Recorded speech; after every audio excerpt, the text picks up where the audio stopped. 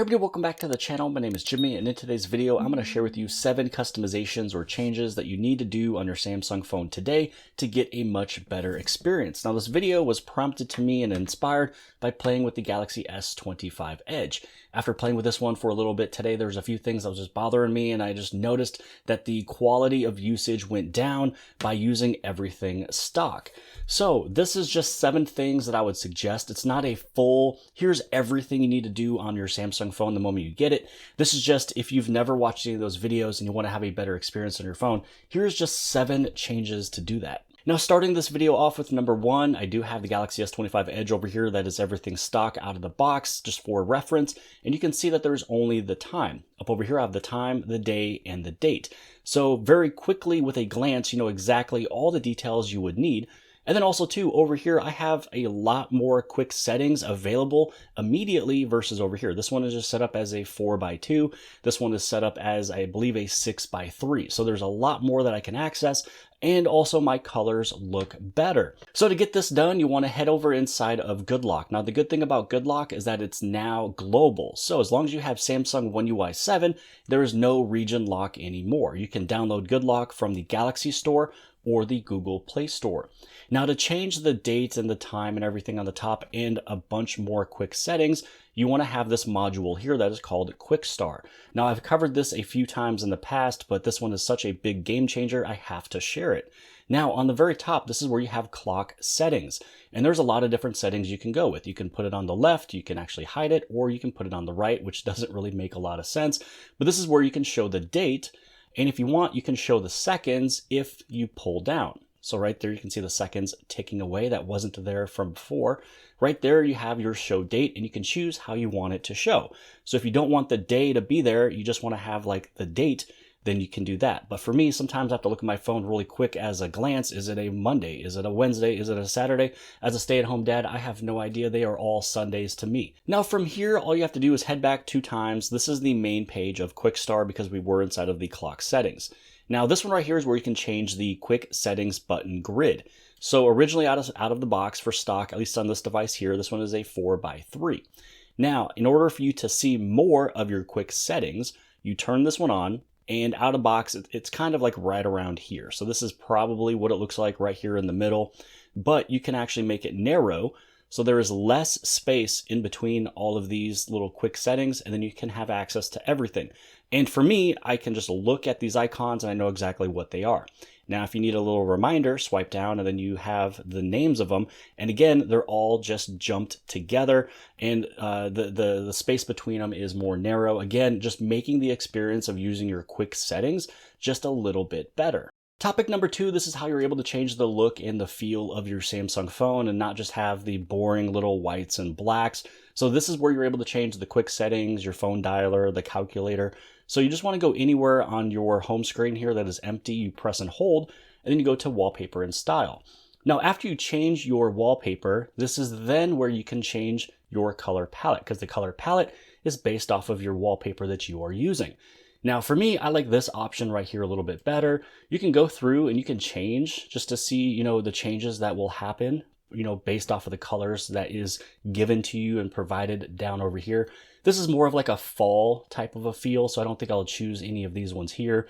This one's kind of a mix of the two, but I like this one right now. It's kind of, you know, switching from spring to summer. And so this is going to be my color palette that I have here. This is again for the quick settings, your phone dialer, and the calculator as well. Customization number 3, this is where you can change the volume output per application. So if you know that there's applications that are loud the moment you open them up, or maybe there's a sound that could come out of it and you don't know what it is, if it's, you know, from TikTok or Instagram Reels or something like that, you're able to change that volume's output immediately. So right now my phone's volume is at 150 clicks, which means it's at 100%. But my game's volume is down at 20% because sometimes when you open it up, it's very loud immediately. Now, the reason why my phone is at the 100% right up over here, which is that 150 tick, that's because I was outside listening to YouTube music. So YouTube music outside, I want it to be blasting, but I don't want this application to be blasting the moment I get that application open. So in order to set this up, you want to go right back inside of your Good Lock application. And inside of Good Lock, this is where you want to go inside of Sound Assistant. So for Sound Assistant, you'll open this one up. and you'll go right there to individual app volumes. And you can see that I have 4 of them set up. So for Whiteout Survival, I have it at 20% because I don't need it to be loud. For music, I want it to be whatever my phone's volume is, so I put it at 100%. When it comes down to Toon Blast, it's at 36, and Instagram Reels is at, or I should say Instagram is at 45%. Now, if you ever want to add more in, you hit the plus button. And then once you added in that other application, you hit the plus, and there it is. And then if you ever want to get rid of these, you hit that little delete button, you tap this, and then you hit delete again, and now it's gone. Now, this is just where you just move it all around wherever you want it to be, however loud you want it to be. So if you want this one to be close to, maybe 50% of your phone's volume, then you can do that. And anytime that you are ever using any of these applications, you can just bring up the volume. So if I go back inside of this game here, and let's say, maybe I bring my phone's volume down just a little bit. Let's just put it down at 100 or something. If I want the game to be louder, it can be louder. And then now I can just go through and play with it. But this is why you can see sometimes I would like the volume to not be so loud. And again, I can still play this game or do whatever I'm doing with this application. I just don't need it to be blasting. So then the next time that I go into playing music, I can hear my music at 100%, and then this one's down in the 30s or 40s. So Sound Assistant for separate application volumes, definitely helpful. Change number 4, this is where you're able to save your sanity and stay healthy at night, and that is where you want to put your phone on an automatic do not disturb, but there is a few settings to change, just so this way you don't miss anything super important. You want to go inside of your settings, and then you go to notifications. Then inside of notifications, you go to do not disturb, and you put this on a schedule that aligns with your life. Now for me, I don't want to have anything coming through after 10 p.m. For some of you guys, it might actually be 9 p.m. or 8 p.m. So I have mine just set up from 10 to 7. That means that I'm not getting notifications, text messages, phone calls. I'm not getting notifications from applications. I will just see everything when I wake up. And normally at 7 o'clock, right around that time, I start getting little notifications. And that's one of the things that sometimes even wakes me up. So this is where you want to turn this one on, make a schedule, put it for every single day, and give it a title. Now, beyond that, you want to go down over here and you want to go to calls and messages. For calls and messages, this is where you can add in your contacts. Or if you already have some of your contacts saved as favorite, choose this option here. So I also want to allow all of my favorite contacts only. So it's not just anybody and everybody. I only have a few people that is stored as favorite as they are important in my life. And if they call me at that time, it could be very important. And it's the same thing for messages, only my favorite contacts. Now this one is optional, but this one's also pretty important. This means that there's somebody who definitely knows you calling you more than once within a 15-minute time frame. Maybe their phone died and they're using someone else's phone and they need to get picked up or something. So this will actually allow calls that you are receiving from the same phone number more than once within 15 minutes. So again, if somebody's calling you more than once in a 15-minute time span, it could be important.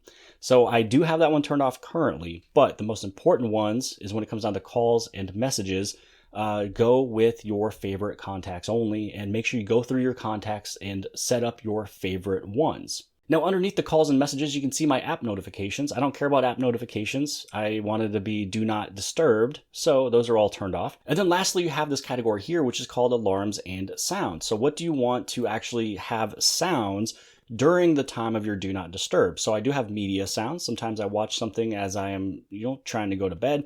And then also, obviously, my alarms. If there's an alarm that is set up between those times, I also want those to go off. Change number 5, this is for the health of your mind and your body.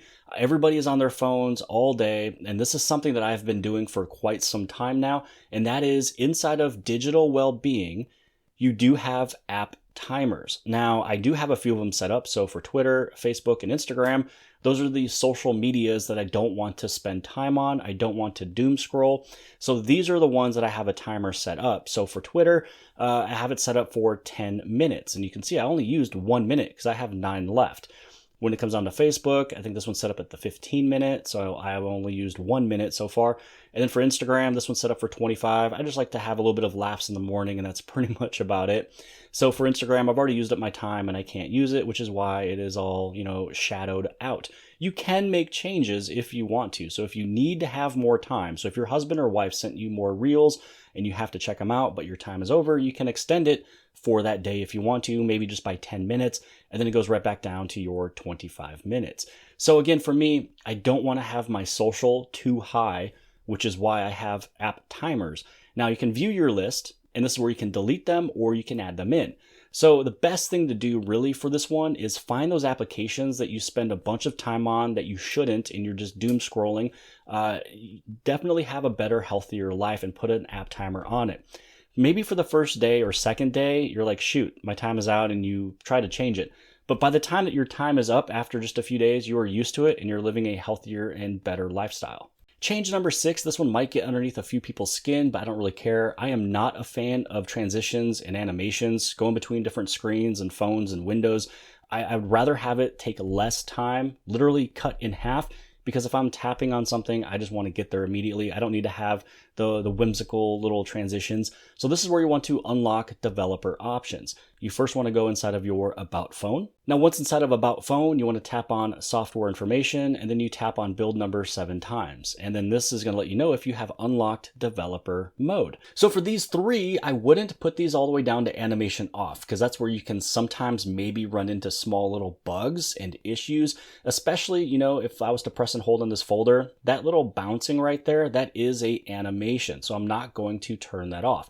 All I need is to have all of these ones cut in half because they were all set up at the 1x. So I don't need window animation scale, transition animation scale, or animator duration scale because I just want to get somewhere quicker. And anytime I see a phone or anytime I grab a phone for the first time and it has all of those turned on to 1x, those are, it's kind of a pet peeve, and I change it immediately because once you get used to your phone being faster and having a smoother experience, you definitely want to turn off those animation scales and duration scales.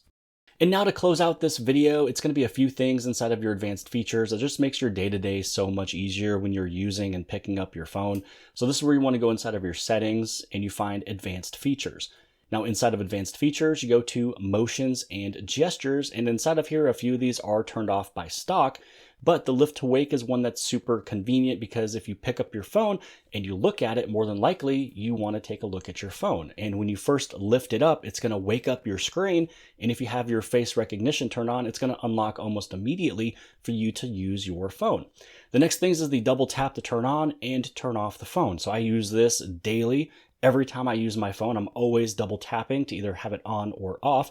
And I like this one here. It gives you an alert when you pick up your phone. If you missed a phone call or text message or something, you'll actually get a small little vibrate immediately, and you know that there is something that you missed. And now these bottom 2 here, they are still pretty good. You have your mute with gesture. So if you have an incoming call or your alarm is going off, just flip your phone on its face and it's going to mute everything for you. So if you're in a meeting or you're waking up, flip your phone upside down, put it down, and then you also have palm swipe to capture. So if taking a screenshot is a little bit harder to do with some of these buttons, you can just palm swipe to capture just by swiping your whole hand across the device.